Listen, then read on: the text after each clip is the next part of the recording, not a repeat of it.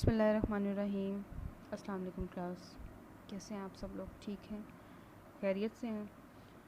بچے، آج ہمارا جو لیکچر ہے وہ ہے 8th لیکچر ہے ہمارا اسلامیات کا، اور آج کے لیکچر میں ہم اسٹڈی کریں گے اسلامی قانون کے ماخذ کو، یعنی اسلامک ریسورسز آف لا۔ کن بنیادوں پر ہم اسلامی قانون بناتے ہیں، وہ ماخذ کون کون سے ہیں؟ کل ہم نے اجتہاد کے بارے میں پڑھا، کل ہم نے اجماع کے بارے میں پڑھا، قیاس کے بارے میں پڑھا، اور ہم نے شریعت کی 2 اہم بنیادوں کو ڈسکس کیا تھا، یعنی قرآن اور سنت۔ ہم نے ان دونوں کو بہت ڈیٹیل کے ساتھ ڈسکس کیا تھا۔ آج ہم اسلامک قانون کے دوسرے یعنی تیسرے اور چوتھے ماخذ کے بارے میں بات کریں گے، کیونکہ ہم نے 2 ماخذ کے بارے میں کل بات کر لی تھی، یعنی ایک ہے کلام اللہ یعنی اللہ تعالیٰ کی کتاب قرآن مجید، اور ایک ہے سنت رسول صلی اللہ علیہ وآلہ وسلم۔ ہم نے کل پڑھا تھا کہ اگر ہمیں کسی مسئلے کا حل، یعنی آج کے دور میں اگر ہمیں کوئی مسئلہ درپیش آتا ہے تو ہم اس کے لیے رہنمائی حاصل کرتے ہیں قرآن سے۔ اگر ہمیں اس سے صراحت نہیں ہوتی تو ہم حدیث کی طرف جاتے ہیں، حدیث سے بھی صراحت نہیں ہوتی تو ہم کیا کرتے ہیں، ہم اپنی طرف سے اجتہاد کرتے ہیں۔ اجتہاد ہوتا ہے کوشش کرنا۔ اور اسلامی قانون کا جو تیسرا اہم ماخذ ہے اجماع، اجماع سے مراد ہوتا ہے اتفاق رائے، علماء کی اتفاق رائے کسی مسئلے پہ۔ اگر اتفاق رائے نہیں ہوتی تو اپنے اپنے طور پہ اجتہاد کیا جاتا ہے قیاس کر کے۔ قیاس ہوتا ہے اندازہ لگانا۔ کلاس، ہم بات کریں اسلامی قانون کی جس کے نتیجے میں کوئی شے فرض ہوتی ہے، کوئی شے واجب ہوتی ہے، کوئی شے مکروہ ہوتی ہے، کوئی شے مکروہ تحریمی ہوتی ہے، کوئی شے مکروہ تنزیہی ہوتی ہے۔ تو پہلے ہم اس کو جان لیتے ہیں کہ مکروہ تحریمی کیا ہوتا ہے۔ بیٹا، تو مکروہ تحریمی وہ فعل ہے جس سے لازمی طور پر رک جانے کا مطالبہ ہو، یعنی یہ واجب کے بالعکس ہوتا ہے، اور اس سے مراد یہ ہے کہ اس کے اپنانے سے عبادت ناقص ہو جاتی ہے۔ مثال کے طور پہ اگر آپ نے اس کو اپنایا ہے تو عشاء کے بعد اگر وطر کو چھوڑ دیا آپ نے تو اس سے مراد یہ ہے کہ آپ کی عبادت ناقص ہو جائے گی۔ آپ صلی اللہ علیہ وآلہ وسلم نے کبھی بھی وطر کو نہیں چھوڑا تھا، کبھی نہیں ترک کیا تھا۔ اور ایک مثال، ایک جو اس کی قسم ہوتی ہے مکروہ تنزیہی، یعنی جس کے نہ کرنے میں ثواب ہو اور کرنے میں عذاب نہ ہو، یعنی وہ فعل جس کو ترک کرنے کا مطالبہ جو ہے وہ اتنی شدت سے نہ کیا گیا۔ مثلاً اگر آپ دیکھو تو ایک عورت کا بلا اجازت خاوند کے نفلی روزوں کا رکھ لینا، میں نے آسان سی مثال آپ کو دی ہے۔ ویسے حلال و حرام میں بھی مکروہ تحریمی اور تنزیہی کا بڑا رول ہے، یعنی کس طرح سے جانور کے کن عضلات کو کھانا ہے اور کیا، اس حوالے سے بہت لمبی چوڑی بحث ہے۔ خیر، کم ٹو دا پوائنٹ، ہم اپنے پوائنٹ کی طرف آتے ہیں۔ آج ہمارا جو تیسرا اہم ماخذ ہے اسلامی قانون کے حوالے سے اگر ہم بات کریں تو اس میں آ جاتا ہے اجماع۔ اجماع سے کیا مراد ہے؟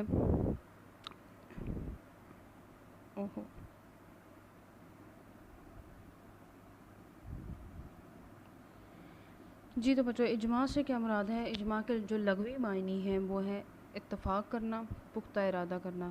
اس کے اصطلاحی معنی کیا ہے؟ یعنی اسلامی شرعی اصطلاح میں امت کے علماء کا کسی معاملے میں متفق ہو جانا، اس کو ہم کیا کہتے ہیں؟ اجماع کہتے ہیں۔ تو اجماع کے ماخذ ہونے کے دلائل بہت سارے ہیں۔ اگر آپ اس کو دیکھیں تو بیٹا، تو سب سے پہلے آپ کو قرآن کے تناظر میں دیکھنا ہوگا کہ قرآن کے تناظر میں کیا اجماع کی حیثیت ہے یا نہیں ہے، کوئی شرعی حیثیت ہے یا نہیں ہے۔ تو قرآن مجید میں اللہ تعالیٰ نے اجماع کی تائید جو ہے وہ مشورے کے حکم سے کی گئی، یعنی اللہ تعالیٰ ارشاد فرماتے ہیں قرآن مجید میں کہ وہ اپنے معاملات باہمی مشورے سے طے کرتے ہیں، اور اسی طرح اگر آپ باہمی مشاورت سے اتفاق رائے ہو جائے یعنی کسی بھی معاملے میں تو وہ حجت ہو جاتا۔ حجت ہوتا ہے سند کی حیثیت، جو ہم نے حدیث میں پڑھا تھا نا، سند، سرٹیفکیٹ، ثبوت مل جانا، یعنی کسی بھی معاملے میں اگر باہمی مشاورت سے اتفاق رائے ہو جائے تو وہ کیا کہلائے گی؟ وہ کہلائے گی حجت، وہ حجت ہو جائے گی، سند کی حیثیت مل جائے گی اس کو۔ اچھا، ایک اور آیت میں اللہ تعالیٰ ارشاد فرماتے ہیں، اس میں اجماع کے حوالے سے ہی بات کی گئی ہے۔ سورہ نساء کی آیت نمبر 115 ہے، جو شخص رسول اللہ صلی اللہ علیہ وآلہ وسلم کی مخالفت کرے اور مسلمانوں کے راستے کے علاوہ کوئی اور راستہ اختیار کرے، حالانکہ راہ راست واضح ہو چکی ہے، تو ہم اس کو اسی طرف چلائیں گے جس طرف وہ پھر گیا ہے، اور اسے بدترین ٹھکانے یعنی دوزخ میں پھینکیں گے یا پھینکا جائے گا۔ یہ ہم نے قرآن کے تناظر میں اجماع کی اہمیت کو پڑھا۔ اب ہم حدیث کے تناظر میں اجماع کی اہمیت کو پڑھتے ہیں۔ اجماع بیسیکلی حدیث کی تناظر میں کیا ہے؟ نبی پاک صلی اللہ علیہ وآلہ وسلم ارشاد فرماتے ہیں، میں نے ہمیشہ آپ کو بیٹا کہا ہے نا کہ جب بھی آپ کوئی سوال کر رہے ہو تو آپ نے کچھ پوائنٹس اپنے ذہن میں رکھنے ہیں کہ آپ کو اس کا لغوی اصطلاحی معنی پتہ ہو، پھر اس کے بعد آپ نے قرآن کے تناظر میں لکھنا ہے، کچھ آیات ایڈ کرنی ہے اور ریفرنس کے ساتھ آیت نمبر مینشن کرنے ہیں، اس کے بعد آپ نے حدیث کی طرف آنا ہے کہ حدیث کے تناظر میں اس کی اہمیت یہ ہے. اس سے آپ کا جو پیپر ہے، جو سوال ہے، بہت اوتھینٹک لگتا ہے. اچھا جی، حدیث کے تناظر میں آ جاتا ہے کہ میری امت کبھی بھی گمراہی پر جمع نہیں ہو سکتی. آپ صلی اللہ علیہ وسلم نے ایک اور جگہ پر ارشاد فرمایا کہ اللہ تعالیٰ کا ہاتھ جماعت پر ہے، تو جو بھی جماعت سے الگ ہوا دوزخ میں گیا. اس کے ساتھ ساتھ اگر آپ دیکھو تو بیٹا مسلمانوں کا اتفاق اللہ کے ہاں معتبر ہے کہ مسلمان کسی معاملے میں اتفاق رائے کو خود اللہ تعالیٰ نے بھی پسند فرمایا. ارشاد نبی صلی اللہ علیہ وآلہ وسلم جس چیز کو مسلمان اچھا سمجھیں وہ اللہ کے نزدیک بھی اچھی ہے. اسی کے ساتھ ساتھ ارشاد باری تعالیٰ ہے، سورہ یونس کی آیت ہے، تم اپنی بات طے کر لو اور اپنے شریکوں کو اکٹھا کر لو. اجماع کی بہت ساری مثالیں اگر ہم روزمرہ کے روٹین دیکھیں نا تو چند اہم مثالیں میں آپ کو بتاتی ہوں کہ اس میں جو علماء کا اتفاق ہے، کس کس مسئلے کے اوپر انہوں نے اتفاق کیا اور اس کے بارے میں انہوں نے فیصلہ کیا، شرعی مسئلے کے بارے میں انہوں نے فیصلہ کیا، نہیں ایسے ہو سکتا ہے. تو اس میں سے چند ایک مثالیں اس طرح کی ہیں کہ ماں کی موجودگی میں دادی یا نانی جو ہے وہ وارث نہیں بن سکتی. آپ لوگ ساتھ ساتھ اس کو لکھتے جو. اس کے بعد ایک اور مثال ہے اجماع کی کہ کوئی شخص کسی زندہ کی طرف سے روزہ نہیں رکھ سکتا. ایک اور مثال ہے اجماع کی جس پہ علماء کا اتفاق ہے. اس بات پہ علماء کا اجماع ہے کہ طلاق رجعی والی عورت کو عدت کے دوران خرچہ دیا جائے. رجعی کیا طلاق ہوتی ہے بیٹا؟ جس میں رجوع کا حق حاصل ہوتا ہے خاوند کو. تو اس میں کیا ہے کہ جو طلاق رجعی ہے اس میں جو عورت کی جو بھی ٹائم پیریڈ ہے اس میں خرچہ اس کو دیا جائے. تو یہ اس میں علماء کا اجماع ہے اس معاملے میں. تو آگے ہم دیکھ لیتے ہیں. آگے ہمارے پاس آ جاتی ہیں جی اجماع کی اقسام. تو اجماع کی دو بڑی اقسام ہیں، بہت اہم اقسام، اکثر پیپر میں سوال آتا ہے اس کے حوالے سے. تو ایک تو ہے جی اجماع قولی،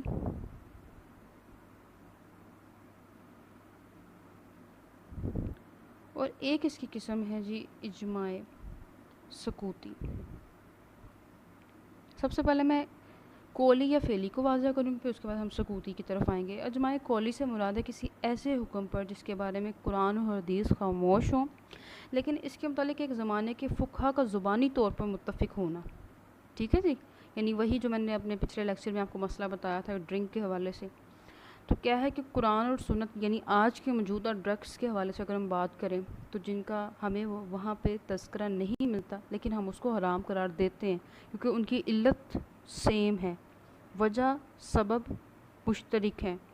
تو اس میں کیا ہوتا ہے اجماع قولی میں کہ اس کے متعلق ایک زمانے کے فقہا کا زبانی طور پر متفق ہونا اجماع قولی کہلاتا ہے. اس کے حجت ہونے پہ تمام علماء کا اتفاق ہے. یعنی بیٹا اب دیکھو کیونکہ ہمارے سامنے جیسے کہ ہم نے آپ لوگوں نے پڑھا تھا اسکول آف تھاٹس کے حوالے سے مکتبہ فکر، تو اگر ہم اپنے ائمہ کی بات کریں تو بہت سارے امام یعنی 4 بڑے امام ہیں، ان کے علیحدہ علیحدہ مکتبہ فکر تھے، اپنے اپنے نظریات تھے. کچھ میں علماء کا اختلاف ہے، کچھ میں علماء کا اتفاق یعنی اختلاف ہے، کچھ میں اتفاق ہے. تو اس حوالے سے میں بات کر رہی ہوں کہ کن کے کیا کیا پوائنٹ آف ویوز تھے. تو ہمارے امام اعظم امام ابو حنیفہ، امام مالک، امام شافعی ہیں، جو بڑے بڑے امام آتے ہیں. تو ان کے حوالے سے بھی بہت ڈیٹیلز ہیں، لیکن آپ کو اتنی ڈیٹیلز جاننے کی ضرورت نہیں ہے کیونکہ آپ کا جو سبجیکٹ ہے اس میں اگر آپ جتنا آپ کو بتایا جا رہا ہے جس آپ اس پہ فوکس کرو، اسی کے اکارڈنگ اسی کو اگر اچھے سے یاد کرو گے تو آسانی سے اچھے مارکس ملیں گے. اچھا جی، اس کے بارے میں ہم بات کرتے ہیں کہ اس کی حجت ہونے پہ تمام علماء کا اتفاق ہے. تو حجت یعنی ثبوت ہو گیا، دلیل ہو گئی، آپ کی سند ہو گئی. تو اس کے بارے میں سب کی رائے پہ اتفاق ہے اجماع قولی کے معاملے میں. اس کے ساتھ ساتھ اگر میں مثال کے ساتھ واضح کروں اس کو تو خلفائے راشدین کے دور میں 20 تراویح وغیرہ قولی اجماع سے تعلق رکھتے ہیں. اس دور کے بعد بھی اجماع کی یہ صورت موجود رہی ہے. آگے جو اس کی دوسری قسم ہے اجماع سکوتی کی اگر ہم بات کریں تو اس میں کیا آ جاتا ہے کہ اگر کسی دور کے چند فقہا کسی مسئلے کے حل پر اتفاق کر لیں اور اس کے بارے میں فتویٰ دے دیں، یعنی کسی دور کے چند فقہا کسی مسئلے پر اتفاق کریں اور فتویٰ دے دیں اور اسی دور کے دوسرے فقہا جو ہیں، یعنی اسی ٹائم پیریڈ میں جو فقہا موجود ہیں وہ خاموشی اختیار کی ہے۔ مثال کے طور پہ آج کی اگر ہم بات کریں تو آج کے دور میں اگر کسی نے مسجد میں جانے کے حوالے سے، جو کہ پینڈیمک سچویشن ہے، اس کے حوالے سے فتویٰ دے دیا ہے کہ ٹھیک ہے کہ نہیں جانا چاہیے مثال کے طور پہ، اور کچھ علماء اس کے معاملے میں خاموش ہیں، تو میں بیسیکلی اس چیز کے حوالے سے بات کر رہی ہوں کہ کچھ علماء نے فتویٰ دے دیا اور کچھ علماء خاموش ہیں، یعنی کسی مسئلے کے حل پر اتفاق رائے کر لیں چند فقہا، اور کچھ فقہا جو ہیں وہ خاموشی اختیار کر لیں، نہ اس کی تصدیق کریں نہ اس کی تردید کریں، نہ اس کی مخالفت کریں، تو یہ اجماع سکوتی کہلاتے ہیں۔ ٹھیک ہے، تو مثال کے طور پہ میں نے جیسے کہ آج کی پینڈیمک سچویشن کے بارے میں بتایا کہ بہت سارے جو ہے علماء کی میں نے تو کمیٹی بیٹھی ہوئی دیکھی تھی جو کہ اپنی اپنی رائے کا اظہار کر رہے تھے کہ نہیں، واقعی اس سچویشن میں مسجد میں نہیں جانا چاہیے کیونکہ خطرہ جان کا ہے۔ تو میں نے بہت سارے علماء کو، آئی ہوپ کہ آپ نے بھی دیکھا ہوگا، اگر نہیں دیکھا تو اس کو دیکھیے گا کہ کس طرح سے وہ اپنی اپنی رائے دے رہے ہیں، تو یہ علماء کا اجماع ہے، اس سے آپ کا نالج انہینس ہوگا، آپ کو پتہ چلے گا کہ کس طرح سے مسئلے کا حل نکالا جاتا ہے۔ تو اسی کے حوالے سے اگر آپ دیکھو، اگر آپ دوسرے علماء کی بات کرو کہ جنہوں نے اس کے بارے میں کوئی رائے نہیں دی، نہ اس کی تصدیق کی نہ اس کی تردید کی ہے، تو یہ اجماع سکوتی کہلاتا ہے۔ اس کے حوالے سے اگر ہم بات کریں تو امام اعظم جو کہ امام ابو حنیفہ ہیں، جو کہ تمام اماموں کا سردار ہیں، تو وہ کیا کہتے ہیں، وہ اس کے حوالے سے بات کرتے ہیں، بڑا اوتھینٹک پوائنٹ دیتے ہیں، وہ اس اجماع کو یعنی اجماع سکوتی کو حجت مانتے ہیں۔ حجت سے کیا مراد ہے؟ سند مانتے ہیں۔ لیکن امام شافعی رحمۃ اللہ علیہ جو ہیں وہ حجت نہیں سمجھتے، کس کو؟ اجماع سکوتی کو۔ مثال کے طور پہ میں نے آج کی جو آپ کو مثال دی ہے پینڈیمک سچویشن کی، وہ کہتے ہیں کہ نہیں، یہ کوئی حجت نہیں ہے، تمام علماء کا اتفاق ہونا ضروری ہے۔ اچھا، اس کے بعد آ جاتی ہے کہ انہوں نے جو امام شافعی نے جو پوائنٹ دیا ہے وہ بڑا ویلڈ ہے۔ وہ کس حوالے سے ہے کہ ان کے نزدیک خاموشی کی دوسری وجوہات بھی ہو سکتی ہیں، مثلا ہو سکتا ہے کہ ان تک فتویٰ پہنچا ہی نہ ہو، یا ان کو جن علماء نے اپنی رائے نہیں دی ان تک باقی علماء کی رائے پہنچی نہ ہو۔ تو یہ چیزیں انہوں نے اس طرح سے واضح کیا ہے، کیونکہ دیکھیں نا، انکار کے 3 درجے ہیں، ہاتھ سے انکار کرنا، زبان سے یا دل سے انکار کرنا۔ تو ان علماء کا ہاتھ اور زبان سے اقرار کرنا یا انکار نہ کرنا اس بات پر دلالت نہیں کرتا کہ وہ اس بات کو دل سے برا نہیں جانتے۔ ٹھیک ہے، یعنی انکار کی میں نے 3 بڑی وجوہات آپ کو بتا دی ہیں، ایک تو جی ہے زبان سے، ہاتھ سے، دل سے۔ تو جو علماء خاموش ہیں وہ اس بات پہ دلالت نہیں کرتا کہ وہ اس بات کو برا نہیں جانتے یا اس بات پر راضی ہیں، انہیں کیا کرنا ہوگا؟ انہیں بولنا ہوگا۔ تو یہ ہے اجماع سکوتی۔ آج کی پینڈیمک سچویشن میں جنہوں نے اپنے پوائنٹ آف ویوز نہیں دیے، نہ انہوں نے تصدیق کی ہے کہ ہاں ہم ایگری، نہ انہوں نے اس کی تردید کی ہے، تو امام شافعی کہتے ہیں کہ ہم اس کو کس طرح سے سچ مان لیں، ہم اس کو کس طرح سے حجت مان لیں؟ ہو سکتا ہے کہ ان تک یا تو فتویٰ ہی نہ پہنچا ہو، یا ان کی جو خاموشی ہے، ہم یہ کیسے سمجھ لیں کہ وہ یہ دلیل ہے کہ وہ ہاں ہی سمجھتے ہیں اس چیز کو؟ ہو سکتا ہے کہ وہ نہ بھی سمجھتے ہوں، وہ اس چیز کو برا بھی جانتے ہوں۔ تو یہ ہے اجماع سکوتی، اجماع قولی یا فعلی، اجماع سکوتی۔ آئی ہوپ کہ سمجھ آ گیا ہوگا۔ اب ہم دیکھ لیتے ہیں کہ ہم نے خلفائے راشدین کے دور میں اگر ہم اجماع کی مثالیں لیں تو بہت ساری ہمیں ملتی ہیں۔ اگر آپ دیکھو تو رسول اللہ صلی اللہ علیہ وآلہ وسلم کے بعد صحابہ اکرام کی زندگی میں قیاس کا ثبوت اس قدر ملتا ہے کہ فقہا نے قیاس پر اجماع کا دعویٰ کیا ہے، لیکن چونکہ ان کے زمانے میں تمدن کو زیادہ وسعت نہ ہوئی تھی، اس بنا پر قیاس عملی مسائل تک محدود رہا۔ پس جو نیا مسئلہ درپیش آتا تھا اس کو قرآن و سنت سے اس کے حکم دریافت کیا جاتا۔ مثلا اگر حضرت ابوبکر صدیق جو کہ پہلے خلفائے راشدین میں سے پہلے خلیفہ ہیں، انہوں نے کیا کیا کہ انہوں نے جب کلالہ یعنی جس کے نہ باپ ہو نہ اولاد ہو کی وراثت کے بارے میں جب حکم لگایا، تو انہوں نے فرمایا کہ میں اپنی رائے سے یہ بات کہتا ہوں، اگر وہ صحیح ہے تو اللہ کی طرف سے ہے، اگر غلط ہے تو میری طرف سے، شیطان کی طرف سے سمجھو۔ یہ ہم کس کی بات کریں؟ قیاس سے اجماع کی بات کر رہے ہیں۔ ٹھیک ہے، اس کے بعد ہم دوسرے خلیفہ کی طرف چلتے ہیں، حضرت عمر فاروق رضی اللہ تعالیٰ عنہ۔ انہوں نے جد یعنی دادا کے بارے میں ایک موقع پہ فرمایا، یعنی میں اپنی رائے سے اس کے بارے میں فیصلہ کرتا ہوں، یعنی اپنی رائے سے اس کے بارے میں فیصلہ کرنے سے کیا مراد ہوا؟ اجتہاد کرنا، کوشش کر کے کسی شرعی مسئلے کا حل نکالنا، کوشش کی مسئلے کا حل نکالا قیاس کے ذریعے۔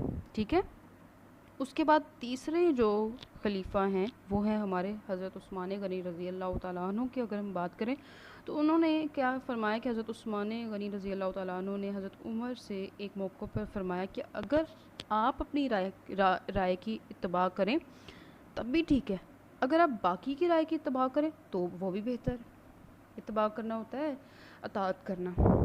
اس طرح سے حضرت علی رضی اللہ تعالیٰ عنہ نے ایک مسئلے کے بارے میں فرمایا کہ پہلے میری اور عمر کی رائے اس میں متفق تھی لیکن اب میری رائے خلاف ہوگی. اس کے بارے میں مجھے ہسٹری میں کوئی ڈیٹیل نہیں ملتی کہ وہ انہوں نے کس مسئلے کے حوالے سے بات کی ہے. یعنی انہوں نے کہا کہ پہلے میری اور عمر کی رائے اس مسئلے کے حوالے سے متفق تھی اور اب میری رائے ان کے خلاف ہو گئی ہے. تو یہ اجماع سکوتی میں آ جاتی ہے چیز. یعنی ہمیں بہت ساری مثالیں جو ہیں وہ ہمیں خلفائے راشدین کے دور سے بھی ملتی ہیں. یہ تو تھا اجماع کا ٹاپک. اب ہم آگے چلتے ہیں قیاس، یعنی جو اسلامی قانون کا چوتھا اہم ماخذ ہے وہ ہے قیاس. قیاس کے لغوی معنی کیا ہیں؟ اندازہ لگانا، مساوی کرنا. شرعی اصطلاح میں اس سے کیا مراد ہے؟ یعنی علت کو مدار بنا کے سابقہ اور اس کی نظیر کی مشابہت کی روشنی میں نئے مسائل کا حل تلاش کرنے کو قیاس کہتے ہیں. پہلے تو کچھ جو اہم الفاظ ہیں ان کے میں آپ کو میننگز بتا دوں کیونکہ آگے وہ استعمال ہونے والے ہیں، آپ لوگ پھر اس کے بارے میں کنفیوز نہیں ہوں گے. تو علت کے حوالے سے علت کو ہم فلسفہ بھی کہہ سکتے ہیں. حدیث میں ہم نے پڑھا تھا خفیہ بیماری کے طور پہ، لیکن اس میں ہم کس کے حوالے سے اس کا میننگ استعمال کریں گے؟ یعنی شرعی حکم کے لیے حکمت کے اصول کو مرتب کرنا، اس کو ہم فلسفہ بھی کہہ سکتے ہیں علت کو. دوسرا ہم نے آگے پڑھنا ہے جی فرع. ٹھیک ہے، اس کا معنی ہوتا ہے نیا مسئلہ.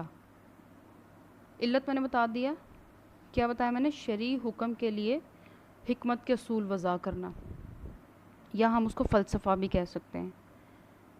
اصل سے مراد ہوتا ہے یعنی کوئی جو اصل چیز ہے، پہلے سے موجود کوئی چیز ہے، اس پہ پہلے سے حکم لگا ہوا ہے قرآن کی روح سے یا حدیث کی روح سے. مثال کے طور پہ میں نے ڈرنک کے حوالے سے بات کی تو وہ کیا ہو جائے گا؟ وہ اصل ہوگا. اور آج کے دور کی جو ڈرگز ہیں وہ کیا ہو جائیں گی؟ نیا مسئلہ، فرع. ٹھیک ہے، بات سمجھ آ رہی ہے نا؟ آگے ہم بات کر لیتے ہیں کہ یعنی اس کو اگر آسان لفظوں میں سمجھنے کی کوشش کریں قیاس کو، تو قیاس سے مراد ہوتا ہے دو مسئلوں میں مشترک سبب کی وجہ سے ایک معلوم مسئلے کے حکم کو دوسرے مسئلے پر لگانا قیاس ہے. یہ وہی مثال آ گئی ہمارے سامنے کہ جیسے کہ میں نے بتایا آپ کو کہ کس طرح سے آج کل کے دور کی جو ڈرگس ہیں وہ حرام ہے. جیسے ان میں بہت ساری، آپ لوگوں کو اندازہ ہوگا کہ بہت ساری ایسی چیزیں ہیں جو کہ ہماری سینسز کو معاف کر دیتی ہیں. تو ان کو کیوں حرام قرار دیا گیا ہے؟ ان کو اسی وجہ سے حرام قرار دیا گیا ہے کیونکہ ان کی علت، ان کی وجہ، ان کا سبب ملتا ہے ڈرنک سے، جس کے بارے میں قرآن و حدیث میں حرمت موجود ہے کہ یہ اس کے قریب نہ جو، اس کی حرمت ہے، اس کو استعمال کرنے سے منع کیا گیا، ممانعت ہے. تو یہ چیز آ جاتی ہے. دو مسئلوں میں مشترک سبب کی وجہ سے ایک معلوم مسئلے کے حکم کو دوسرے مسئلے پہ لگانا قیاس ہے.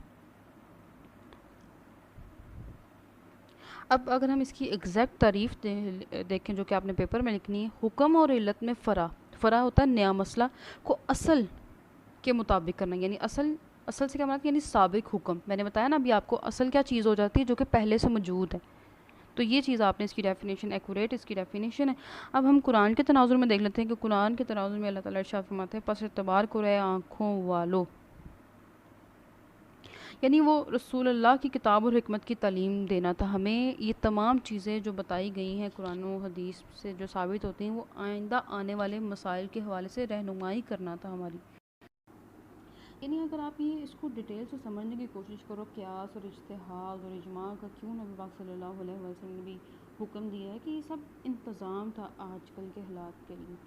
یعنی نئے حالات میں جو مسائل پیش آتے ہیں ان میں مسائل کا ہم نے حل کیسے تلاش کرنا ہے، تو وہ اسی طور پہ تلاش کیا جائے گا جب ہم اجتہاد کریں گے، قیاس کریں گے اور اجماع کریں گے. اگر ہم حدیث کے تناظر میں اس کو دیکھیں قیاس کو، تو جیسے کہ میں نے آپ کو وہ ایک واقعہ سنایا تھا کہ رسول اللہ صلی اللہ علیہ وسلم نے وصال کے کچھ ہی قبل 10 ہجری میں جب حضرت معاذ بن جبل کو یمن کا قاضی بنا کر بھیجا اور پوچھا ان سے کہ جب آپ کو کوئی نیا مسئلہ درپیش آئے گا تو آپ اس کا فیصلہ کیسے کرو گے، تو آپ نے جواب دیا کہ میں سب سے پہلے کتاب اللہ سے رہنمائی حاصل کروں گا۔ اس کے بعد آپ صلی اللہ علیہ وسلم نے فرمایا کہ اگر کتاب اللہ میں صراحت نہ ہو تو کیا کرو گے؟ تو انہوں نے کہا کہ میں سنت رسول صلی اللہ علیہ وسلم کے مطابق فیصلہ کروں گا۔ پھر پوچھا کہ اگر سنت میں صراحت نہ ہو تو پھر کیا کرو گے؟ جواب میں کہا کہ ایسی حالت میں اپنی رائے سے اجتہاد کروں۔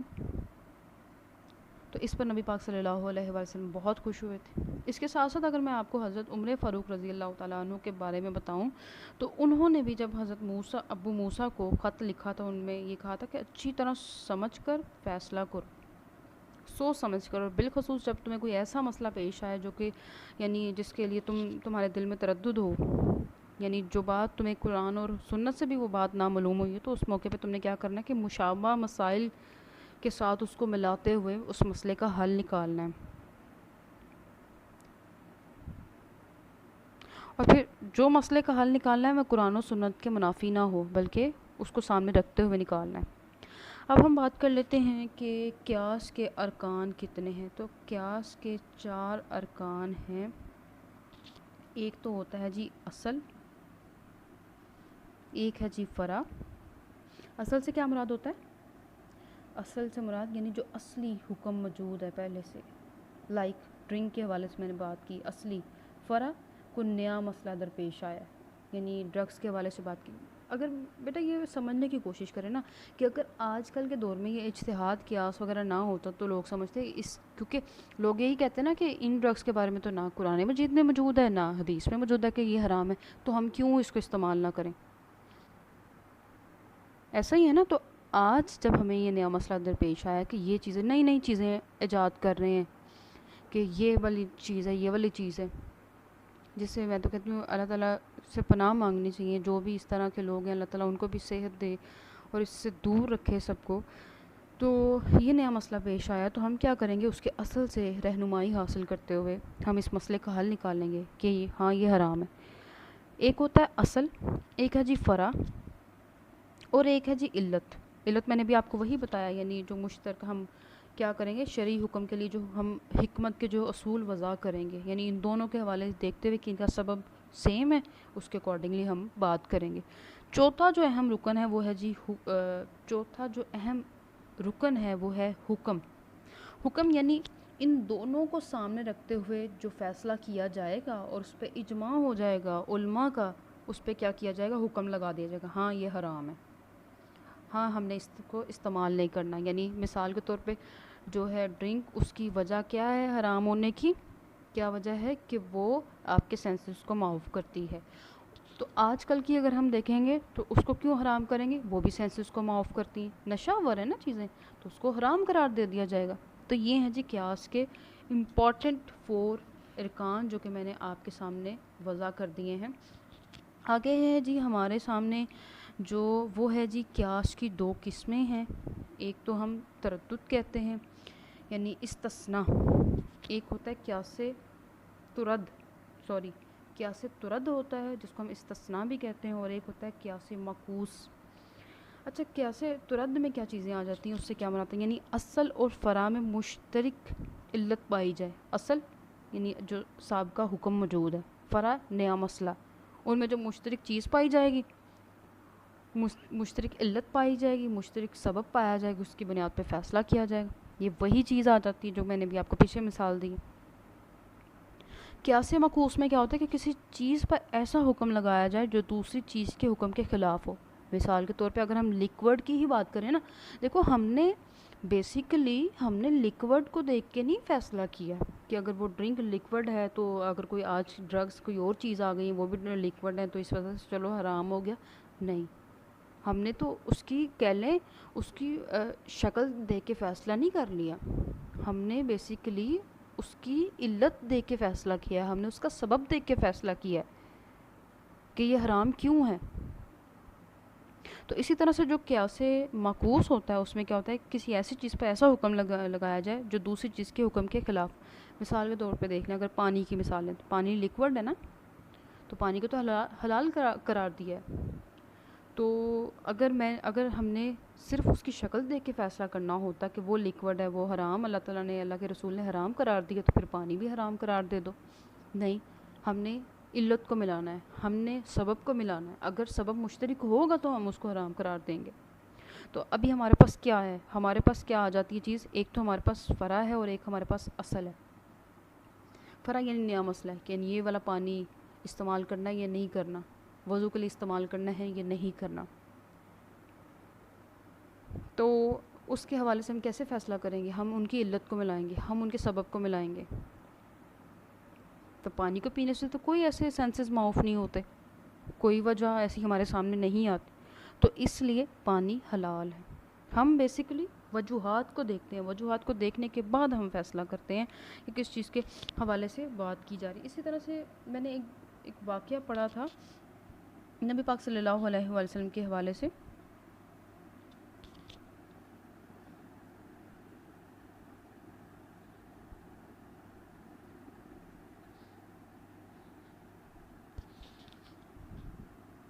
تو وہ واقعہ کچھ اس طرح سے تھا کہ نبی پاک صلی اللہ علیہ وسلم، اگر آپ دیکھو تو یعنی قیاس کی علت کا سمجھ میں آنا، قیاس میں اگر علت سمجھ میں نہ آئے تو یہ جائز نہ ہوگا. اگر آپ دیکھو تو نبی پاک صلی اللہ علیہ وسلم نے کھجور میں بھیگے ہوئے پانی سے وضو کو جائز قرار دے دیا، حالانکہ اس کا ذائقہ، رنگ اور بو دونوں ٹھیک نہیں رہتے، مگر ہم اس کی بنیاد پر اس سے ملتے ہوئے جلتے پانی کو جائز قرار نہیں دے سکتے. دراصل یہ جدید مسائل حل کرنے کا ذریعہ ہے. کچھ لوگ اس کے مخالف بھی ہیں، کچھ لوگ اس کے حامی بھی ہیں. اس کی مختلف شکلیں ہیں، یعنی وہی مختلف مکتبہ فکر نے جیسے اسکول آف تھاٹس ہم نے اسٹڈی کیے تھے، اس کی مختلف شکلیں ہیں. فقہ مالکی، شافعی، حنفی، حنبلی فقہ، یعنی علماء کا اختلاف ہے، لیکن اس کا زیادہ استعمال فقہ حنفی میں ہے. اس مسئلے میں اعتدال کی رائے یہ ہے کہ قیاس اسلامی لحاظ سے جائز ہے، البتہ جو انسان قیاس کر رہا ہو اس میں چند خصوصیات ہونی چاہیے تبھی وہ قیاس کر سکتا ہے. ایک تو اس کو مسئلے کی اصل کا پتہ ہو، یعنی اس سے ریلیٹڈ سابقہ احکامات کا پتہ ہو، اس کو قرآن و حدیث کے بارے میں پتہ ہو کہ قرآن و حدیث میں اس مسئلے کا کیا حل موجود ہے. اس کے ساتھ ساتھ اس کو علت بھی معلوم ہو اور واضح ہو. قیاس کرنے والا کیا ہو کہ قرآن، حدیث اور عربی زبان کا ماہر ہو، غرض کا بندہ نہ ہو، فکری اور ذاتی طور پر ایک درست انسان ہو، یعنی سوچنے والا ہو، سوچ و فکر رکھنے والا ہو، سوچ بچار کرنے والا ہو. غرض میں نے بھی آپ کو بتایا نا کہ زیادہ اس قیاس کو کون لوگ مانتے ہیں جو کہ فقہ حنفی سے تعلق رکھتے ہیں. لیکن اگر آپ اس کو دیکھو تو جہاں تک میں نے حدیث اور قرآن کے تناظر میں بھی اس کی اہمیت آپ کو بتا دی ہے. غرض کہ اگر کہا جائے تو قیاس جو ہے شرعی طور پہ جائز ہے. اس کی دلیل ہمیں اس واقعے سے بھی ملتی ہے جو کہ میں نے آپ کو حضرت محمد صلی اللہ علیہ وسلم کے حوالے سے بتایا، جب وہ آپ کو معاذ بن جبل کو یمن کا گورنر بنا کر بھیج رہے تھے، تو انہوں نے کہا کہ میں اجتہاد کروں گا، اجتہاد سے قیاس کروں گا. تو آپ نے اس بات کو پسند فرمایا تھا. اگر آج کے دور میں اگر ہم دیکھیں تو اگر قیاس نہ کیا جائے تو جو امت ہے وہ گمراہ ہو جائے گی. کس حوالے سے ہو جائے گی؟ جیسے کہ میں نے وہی مثال دوبارہ ریپیٹ کروں، لوگ تو یہی کہیں گے کہ اس کا جو حکم ہے ہمیں قرآن و حدیث سے نہیں ملتا. تو اس کی اہمیت وضع کر دیتی ہوں. اس کی اہمیت کیا ہے کہ جدید مسائل کا حل تلاش کرنے کے لیے ہمیں اجتہاد کرنا چاہیے، ہمیں قیاس کرنا چاہیے، لیکن یہ وہی کر سکتا ہے جو کہ قرآن و حدیث میں ماہر ہوگا. اسے قرآن و حدیث کے مسائل کی اصل معلوم ہوگی، پھر ہی وہ فرع کا مسئلہ حل نکال سکتا ہے، پھر ہی وہ فرع کو سورٹ آؤٹ کر سکتا ہے، یعنی نئے مسئلے کو سورٹ آؤٹ کر سکتا ہے. اگر جو قیاس کر رہا ہو اگر وہ حدود و قیود میں رہے، اپنی لمٹس کو کراس نہیں کرے، تو قیاس شرعی طور پر جائز ہے. اس طرح سے قیاس جو ہے وہ جدید مسائل کا حل تلاش کرنے کے لیے اجتہاد کی ایک شکل ہے. اجتہاد یعنی شرعی مسائل میں کوشش کر کے حل نکالنا. اس کے ساتھ ساتھ اگر ہم قیاس پر پابندی لگا دیں تو درج ذیل نقصانات ہو سکتے ہیں. مثال کے طور پر جدید مسائل حل نہیں ہوں گے، معاشرہ بے راہ روی کا شکار ہو جائے گا، امت مسلمہ جمود کا شکار ہو جائے گی. تو اس لیے قیاس ضروری ہے. آئی ہوپ کہ آپ کو آج کا لیکچر سمجھ آیا ہوگا. آج کا لیکچر کے حوالے سے ہم کوئک ریویژن کر لیتے ہیں کہ ہم نے کیا کیا چیزیں اسٹڈی کی.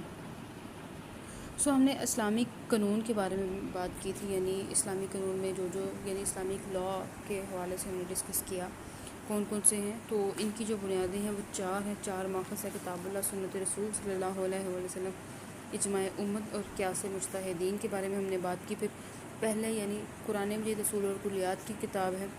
اس کے بعد ہم جزیات کی بحث کے لیے ہم سنت رسول صلی اللہ علیہ وسلم سے رہنمائی حاصل کرتے ہیں. اس کے بعد اگر ہمیں کسی مسئلے کا حل واضح طور پہ قرآن و سنت میں نہ ملے تو ہم اجماع کرتے ہیں. اجماع سے مراد ہوتا ہے یعنی قیاس کر کے علماء کا کسی مسئلے پہ اتفاق کرنا. اس کے ساتھ ساتھ ہم نے قیاس کے حوالے سے پڑھا تھا کہ قیاس کے مطابق کیا ہوتا ہے. قیاس ہوتا ہے اندازہ لگانا کسی بھی مسئلے کا حل نکالنے کے لیے. ہم قرآن و سنت کو سامنے رکھتے ہیں اور اس مسئلے کا حل نکالتے ہیں. اور جو مسئلے کا حل نکالتے ہیں وہ اس کی شرط ہونی چاہیے وہ قرآن و سنت کے منافی نہ ہو بلکہ اس کے اکارڈنگ ہو. اس کے ساتھ ساتھ ہم نے اجتہاد کے بارے میں پڑھا تھا کہ دین کے کسی بھی معاملے میں کوشش کرنا وہ ہوتا ہے اجتہاد، یعنی کسی بھی شرعی مسئلے کا حل نکالنے کی کوشش کرنی ہے. نبی پاک صلی اللہ علیہ وسلم نے بھی اجتہاد کو بہت پسند فرمایا. تو thank you very much for listening. I hope کہ آپ کو لیکچر سمجھ آیا ہوگا. لیکن اگر لیکچر کے حوالے سے کوئی بات سمجھ نہ آئی ہو تو please ask question. Class take care. اللہ حافظ.